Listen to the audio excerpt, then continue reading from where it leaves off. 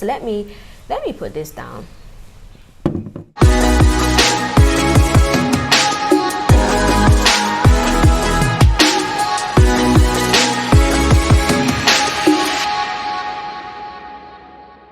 Hi everyone, welcome back to my YouTube channel. My name is Melissa Awad. If you haven't already, like and subscribe, please.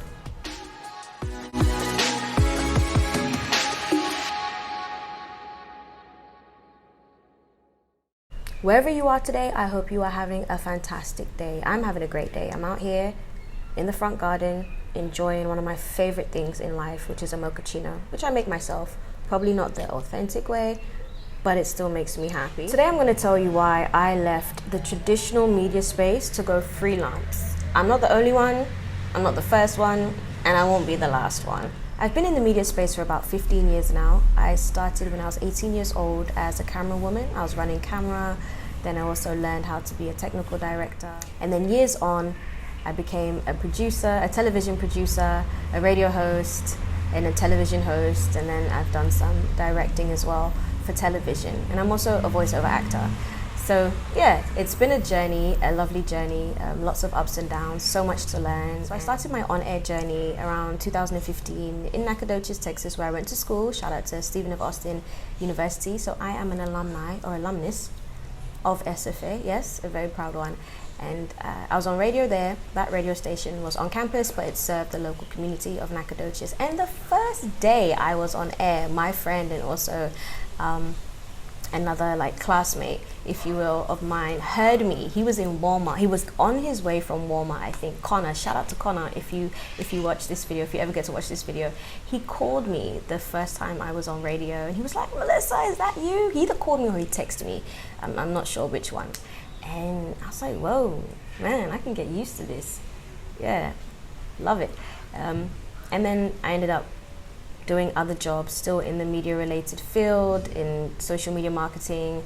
And then I came to Ghana. It was challenging just because I was still trying to get acclimatized to living in Ghana. But it took a lot of courage and a lot of faith, you know, to say, I'm going to do this. I'm going to step out and see what I can make of myself, you know, without necessarily a safety net. And I don't regret it.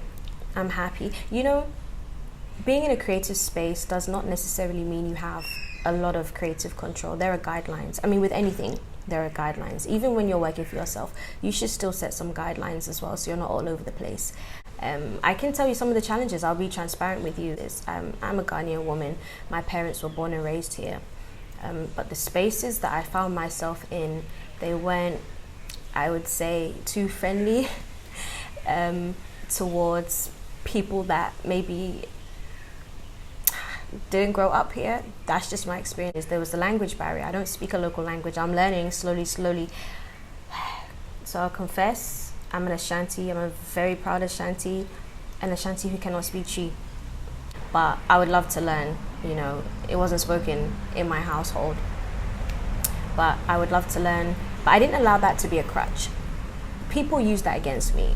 I mean, literally tried to make me feel terrible for not being able to speak a local language. I'll be on the field, I'll have to gather information or interview certain people, and sometimes they won't even want to talk to me because maybe the way I look, they feel they can't relate to me, things of that nature. All depends on where you're going, which community you're going into. And then there were other communities that I would go into to work with people, to interview people, and they were so receptive. I mean, you have to have tough skin. You really can't take it personal, even though it does feel personal. Like, somebody doesn't want to talk to you because they don't believe you're a Ghanaian and they can't relate to you. That's like, you know? And in-house challenges as well. I mean, not being relatable to some people, so that they end up treating you differently. It was, at some points, it was a bit of a nightmare. It really was, but I pushed through. And you know what kept me going was the positive feedback. You're going to get negative feedback, and you can really turn all feedback into positive feedback. So let me put this down. As I was starting my radio and television journey here in Ghana, you know, I went for some interviews, and my very first interview was at a major media house, not going to mention their name. Still to this day, I don't know who that man was. I was not scheduled to meet with him. I was scheduled to meet with somebody else. But anyway, he, to say the least, he was not very nice. And this is what he told me. He said, and I am not making this up, he said nobody is going to want to watch a white woman on the screen that they cannot relate to. That's pretty much what he said to me. He did use the words white woman. So wow. Basically said nobody's going to be able to relate to you. That was my first interview in Ghana. Quite disgusted at his comments, disappointed, but I took that and ran with it. I really did. I'm not made of fluff, you know.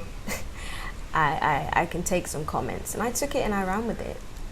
And I said no problem, not to his face. I took it and I ran with it, and I continued my journey. In another media space that I was working in, I had my producer, and I am not making this up either. I had my producer tell me that she doesn't like light-skinned people. And I was like, wow, like this is really a thing? You have to know what you want at the end of the day. When it comes to anything in life, you have to know what you want. You have to know what your goals are. So I'm not saying I won't be on traditional television again or be part of traditional media again. No, not at all. I'm just saying that it was the time to explore what I want to explore. Yeah. So that's it for this episode. There's a lot more to talk about. If you guys have any questions, let me know in the comments below, or please visit my pages at Melissa ORGH on Instagram and Twitter. Just send me a DM with the questions and topics that you would like me to discuss. Until next time. If you like this video, please give it a big thumbs up and subscribe. And then also, if you haven't followed me on my social media already, it is Melissa ORGH on Instagram and Melissa ORGH on Twitter.